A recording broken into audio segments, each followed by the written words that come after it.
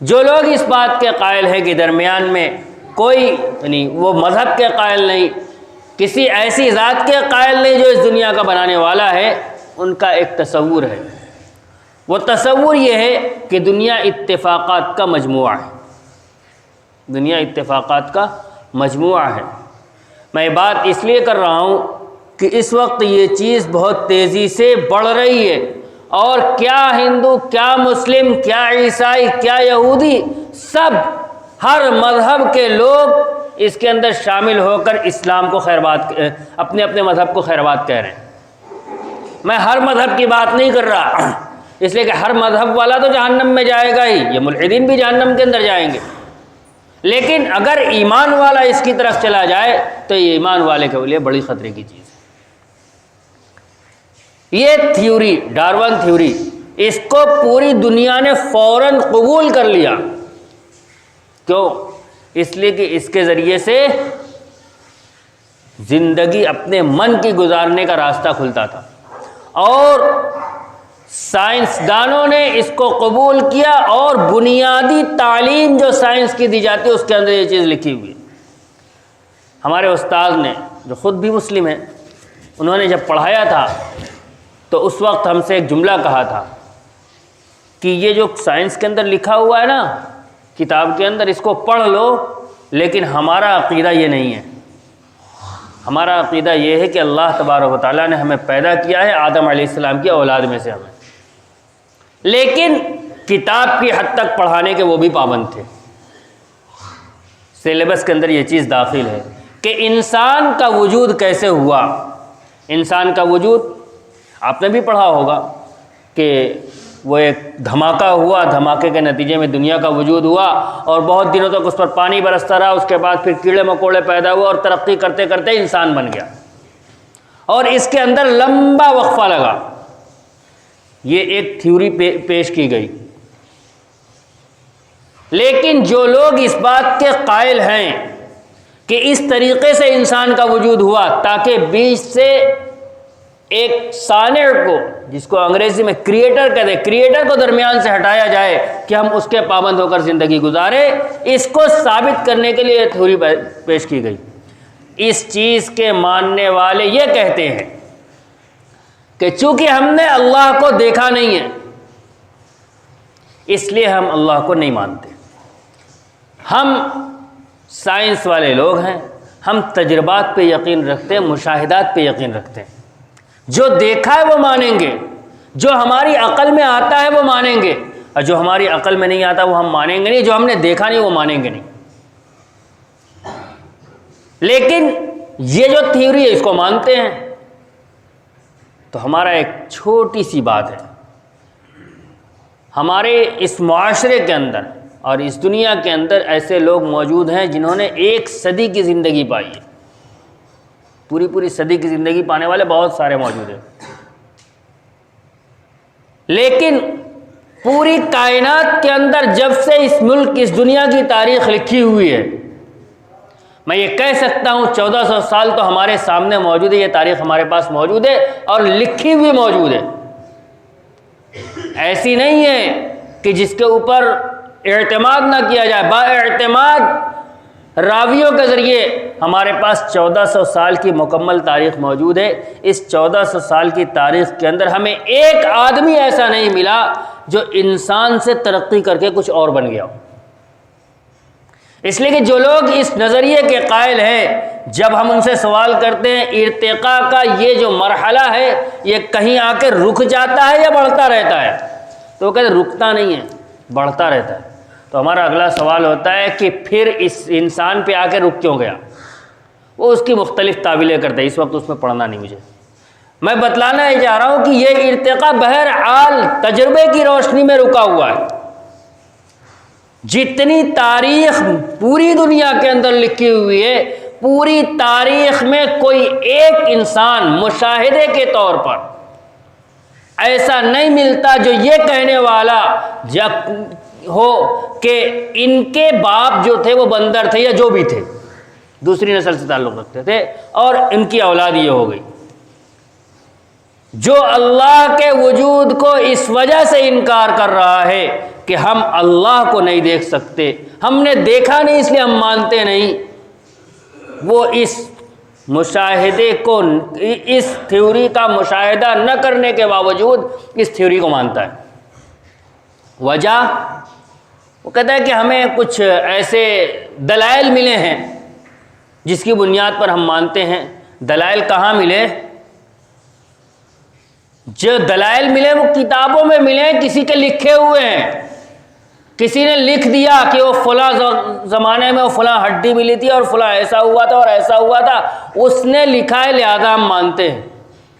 ہم کہتے ہیں جس سائنٹسٹ نے یہ بات لکھی ہے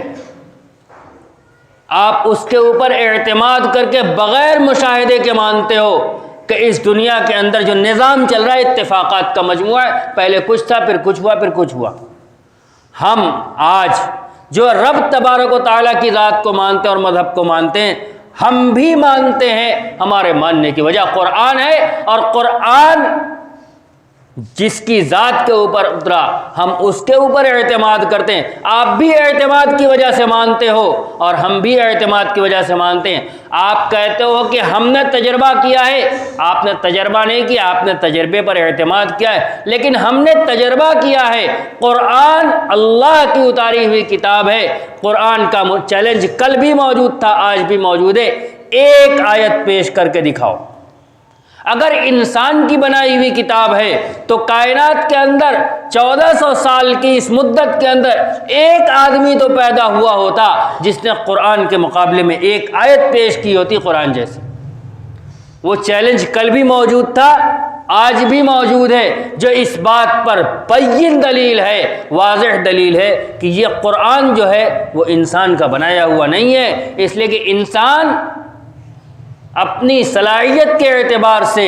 کوئی کم ہوتا ہے کوئی زیادہ ہوتا ہے، ہو سکتا ہے بعد میں کوئی اس سے زیادہ صلاحیت والا پیدا ہو جاتا اور بنا دیتا قرآن جیسا، انسان کا بنایا ہوتا تو۔ چونکہ انسان کا بنایا ہوا ہے ہی نہیں اس لیے آج تک کوئی بنا نہیں پایا۔ یہ ہمارا تجربہ ہے، اس تجربے کی بنیاد پر ہم مانتے ہیں۔ قرآن اللہ کا یقین تو ہے ہی لیکن سمجھانے کے لیے۔ آپ کہتے ہو تجربہ ہے، ہم کہتے ہیں ہمارا تجربہ ہے کہ قرآن جیسا کوئی آج تک نہیں بنا پایا۔ قرآن اللہ کا کلام ہے اور قرآن میں لکھا ہوا ہے کہ اللہ تبارک و تعالیٰ کی ذات تنہا تنہا ہے جس نے اس دنیا کو بنایا ہے۔ ان فی خلق السماوات والارض واختلاف اللیل والنہار لآیات لأولی الالباب، زمین آسمان کے پیدا کرنے میں، دن اور رات کو الٹنے پلٹنے میں عقل والوں کے لیے نشانیاں ہیں۔ اب ہماری ایک چھوٹی سی بات ہے، جو لوگ اس بات کے قائل ہیں کہ ہم اللہ کے وجود کو نہیں مانتے کیونکہ ہم نے اللہ تبارک و تعالیٰ کی ذات کو دیکھا نہیں ہے، ہمارے تجربے اور ہمارے مشاہدے میں نہیں ہے اس لیے ہم نہیں مانتے، وہ اپنا یہ اصول تبدیل کر لیں، اس لیے کہ جس ڈارون تھیوری کے وہ قائل ہیں وہ بھی انہوں نے دیکھی نہیں ہے پڑھی ہے،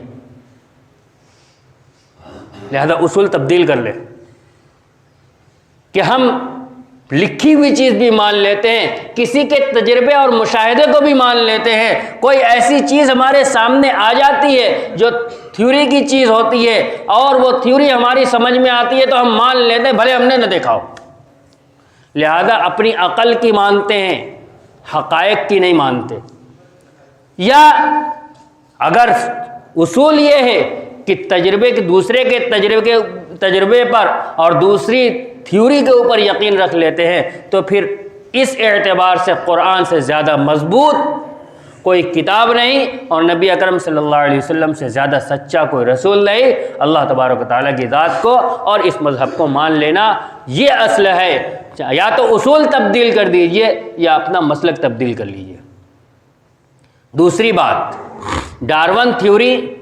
کہا یہ جاتا ہے، آج بھی جو لوگ میں نے شروع میں کہا تھا بنیاد یہ نہیں ہے کہ یہ تھیوری صحیح ہے یا نہیں، بنیاد یہ ہے کہ اللہ کی ذات کو درمیان سے ہٹانا ہے تاکہ جی چاہے زندگی گزاری جا سکے اور بے روک ٹوک کے گزاری جا سکے، یہ کہا جا سکے کہ ہمیں کوئی فکر نہیں ہے، ہمارا کچھ ہوگا نہیں، بنیاد یہ ہے۔ ورنہ آج سے 20 سال پہلے، تقریباً 20 سال ہوا ہوگا، کچھ زیادہ ہی ہوا ہوگا، میرے گھر پہ ایک اخبار آیا کرتا تھا، بلٹس کے نام سے اخبار آیا کرتا تھا، اس میں ایک مضمون چھپا تھا، عراق کے ایک سائنٹسٹ نے ہزاروں سال پہلے کا مینڈک کا جینس اٹھایا اور پھر آج مختلف زمانوں کے مینڈک کے جینس اٹھائے اور سب کو اٹھا کر لیب کے اندر ٹیسٹ کر کے بتا دیا چاہے جتنا پرانا جینس بھی اٹھایا اس میں اور موجودہ میں کوئی فرق نہیں ہے. لہذا یہ نظریہ رکھنا کہ وقت کی تبدیلی کے ساتھ، اس لیے کہ جو لوگ اس کے قائل ہیں وہ مینڈک پہلے بناتے ہیں اس کے بعد انسان بناتے ہیں. بغیر مینڈک بنائے انسان بنا نہیں سکتے، اس لیے کہ پانی سے باہر آئیں گے نہیں پہلے. تو اس نے یہ ثابت کیا، اس سائنٹسٹ نے، کہ جو تھیوری ڈارون تھیوری بتائی جاتی ہے حقیقت میں ڈارون تھیوری کوئی چیز نہیں ہے، ورنہ کل کے مینڈک میں اور آج کے مینڈک میں کوئی نہ کوئی فرق ضرور ہوتا. یہ میں آج سے 20 سال، تقریباً 20 سال، کچھ آگے پیچھے ہو سکتا ہے، اخبار کی رپورٹ بتا رہا ہوں. دوسری بات، ڈارون کون تھا؟ ڈارون کوئی ایسا محقق نہیں تھا، ایک سیاح تھا، پوری دنیا گھوما کرتا تھا. اس نے دنیا کے مختلف مناظر دیکھے، دنیا کے اندر مختلف طرح کے لوگوں کو دیکھا، مختلف طرح کے جانوروں کو دیکھا، تو اس نے ایک اپنا تجربہ نوٹ کیا جس کو ڈارون تھیوری کہا جاتا ہے. لیکن عیاشوں کو یہ چیز بہت پسند آئی، بعد کے لوگوں نے اس کو دلائل سے مضبوط کرنے کی کوشش کی اور یہ ثابت کرنے کی کوشش کی کہ اللہ تبارک و تعالیٰ کا وجود نہیں ہے. اللہ تبارک و تعالیٰ ہمیں اس شر سے محفوظ فرمائے.